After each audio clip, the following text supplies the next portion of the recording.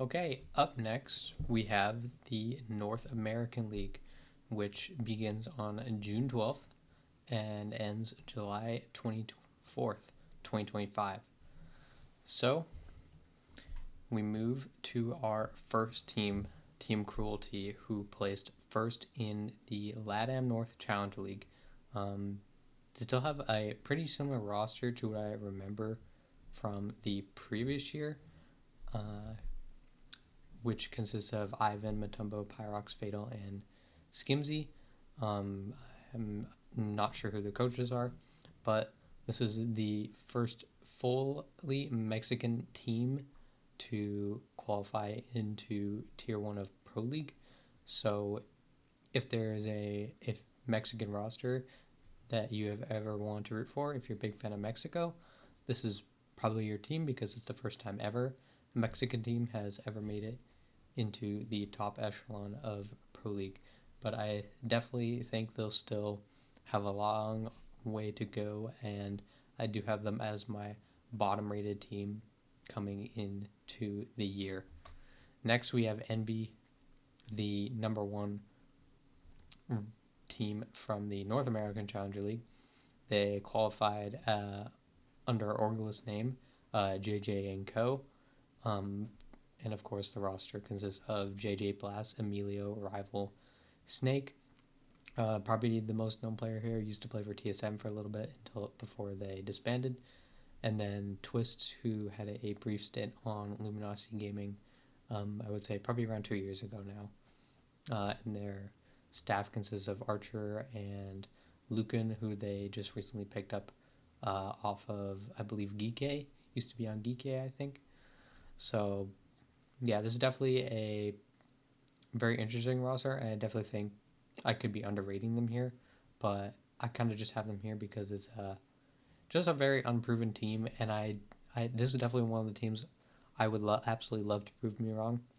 So I would be very happy to see them, do well, be a top, 4 team, top 2 team, whatever. But you know, I can't set my expectations too high for a team that I haven't seen, with my own eyes play the top teams in NA. I know they scrim them probably all the time and probably do pretty solid against them, but I don't know. I don't see none of those scrims. So, and game day is always different than scrims as well. So definitely a underdog team, and a very easy team to root for here too. A lot of grinders on this team, particularly JJ has been busting his ass like forever for this chance. And I think they have a great org now with them being Envy, and I'm excited to see them here. Next, we have the Orgulous roster, Students of the Game. That's the name they're playing under now, but this is the ex Luminosity Gaming roster. Um, so yeah, Luminosity Gaming decided to just drop their siege team. Just basically a week before the league starts, and I think they're just out of siege now. Um, and good riddance, really. I mean, they're known for giving their players very poor salaries, and if that is true, then we don't really need them here. So I'm still happy the players get to play in the league, but I definitely think losing their org may hurt their mental, and I'm not sure how it will if it will affect performance or not. But I definitely think they do have kind of a similar situation as Envy, where a pretty unproven roster in that sense. Envy, of course, have an org supporting them, being Envy. This roster doesn't have that, so that also means though they don't have a lot of expectations, so which can be a good thing. So definitely another underrated team, but I have them again here in the bottom of my power ranking at the number 8 spot. Next, we have Cloud9. They recently played at Reload. They're one of our partner teams in NA, and they have another roster of mostly, players who have spent a lot of time in T2 throughout the years. Um, they have some experience with Dream and Silent, who have played T1 for a good amount of time now, and as well as Kobe. um, previous stint with Dark Zero at the end of 2024 and start 2025. But this roster didn't do very well at Reload. They only beat, in my opinion, the teams there that were really bad, which was like Scars and PSG Talon, and they got blasted by any of the decent teams. So I expect them to, to maybe beat the teams, not beat up, but beat the teams that, you know, I think won't be good. And then, but I don't think they'll be good enough to, get past that point. But I could be wrong here. But I'm not really just sure what I think about this team. They very much did not impress me at Reload, so that's why I'm putting them here in the number 7 spot. Next, we have Oxygen. Definitely a talented team, though it's certainly a weird mix because they change out a lot of players. They changed out 3 players, and they lost Newers, who many would consider their star player. And the other 2 players they lost was Diaz, who I think was another excellent player for them, and they also lost Hat as well. So now they have replaced them with Grixer from Shopify, Force from SSG, and then Adam, who was previously on the unwanted roster, who got top 4 at SI 2025, and they still have Gomez and Yaga. So yeah, I think it's a very talented team, though I'm just not sure how this team's going to work. They still have the same coaching staff they've had for a little bit now with Redeemer and then Kizi and Phenomene. And I definitely think they could be a surprise factor team, but I just don't know anything about how this team is meshing to judge how good they are. So I'm just putting them, in the number 6 spot in my personal power rankings for now. But I definitely think they could surprise, especially, they have Force on the team, and he's quite a good shield player, and shields are quite strong in the meta, and I think having a good shield player is very important right now, and the teams that don't have a good shield player can struggle to win because of that, because of how strong the shields are, and especially with the Clash rework, I think that could definitely help Forest a lot here. Next we have Wildcard, a team, they were actually the best placing team of the NA teams at Reload, but they are just like a weird roster. Again, I definitely think this is, based off the reload results, is the best version of Wildcard we've ever seen, pretty much ever, considering their NA move, of course.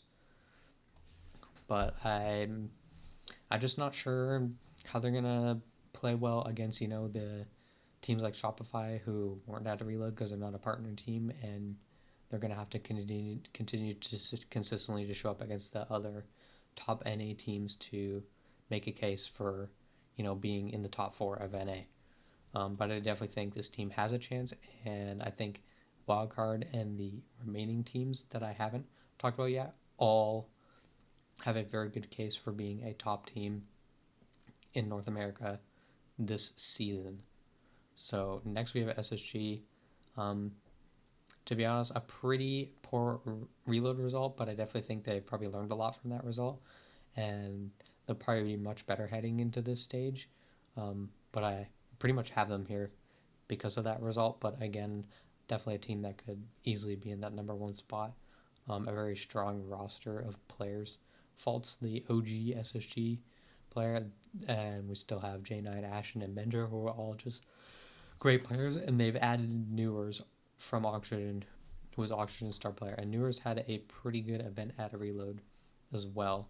So I definitely think this is a team that you cannot underestimate at any times, and I also think they have great coaching with Callout as well. I think he adds a lot of strategical depth to this team that they may not have otherwise. Next we have DZ.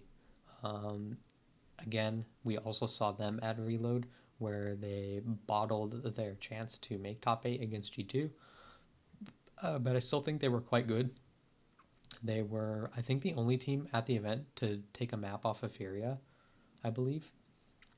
And I think they're additions of Citizen and Spirits have looked really strong, and I'm glad they have like finally locked in Kangaroo Kenny as their head coach for the now and the future.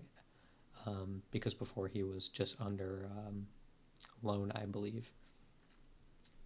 But I definitely think this team will be quite good, and I think the Shields staying strong and with the Clash rework as well will help players like Spirits who play a lot, who's really good at playing a lot of those like really cheesy operators or operators that are like very overpowered. I'd say the Shields, the Ying, etc. Stuff like that. So I definitely think he's a big addition to Darkseer, as well as Citizen, of course. I think a lot of people know Citizen's just a good player, just a gunner, really. But I actually am a big fan of the Spirits pickup here for Darkseer, and I think they'll definitely be contending for the number 1 spot, but I have them in number 3 for now. Next, we have Shopify Rebellion, a team that I haven't seen play since SI 25. Since then, they made one huge change.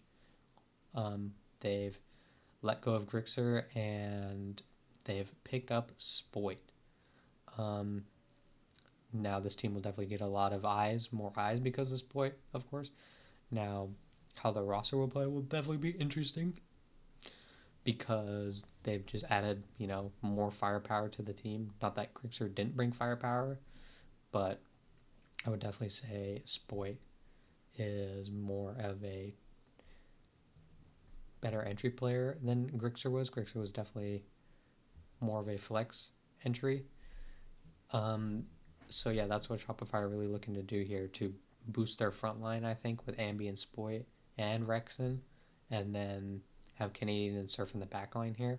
And then I also think they have very strong support staff with Super as the coach and then Barris as the analyst. And this team is just, looking very strong on paper coming into the season, and hopefully we don't have an M80 situation here where it looks like we have a potential NA super team going into the stage, and then they kind of just fizzle out at the end. And last but certainly not least, we have M80. We saw them at Reload. I thought they were quite good at Reload, even though they didn't qualify to top 8.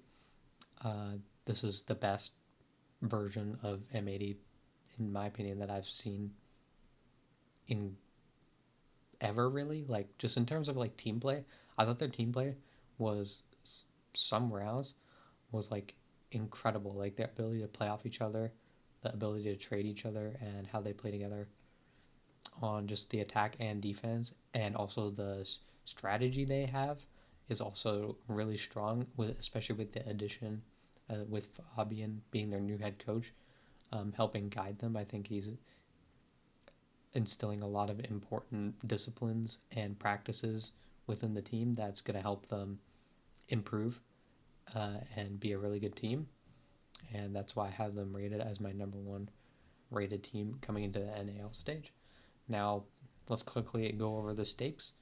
So, similar to when we talked about APAC, how we have SI points up for grab, it's the same amount of SI points. We have first place gets the big 300, and then second gets 150, and then third, fourth, fifth all get 50 SI points, and then the bottom teams get nothing. The bottom 6th to 10th teams get nothing. And I'm not sure about what the cash prize is going to be, but again, the big thing here is the top 4 teams are going to get a spot at the Esports World Cup 2025.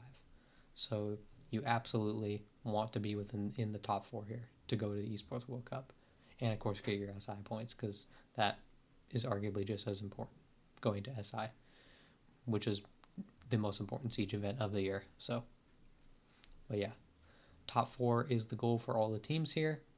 And yeah, again, if you got to the end point here, thank you for sticking with me, and I will see you on the next video, which will be the South American League, a very competitive league, and a league that I find incredibly hard to power rank because the teams are that good. So yeah, again, thank you for watching and have a good rest of your day.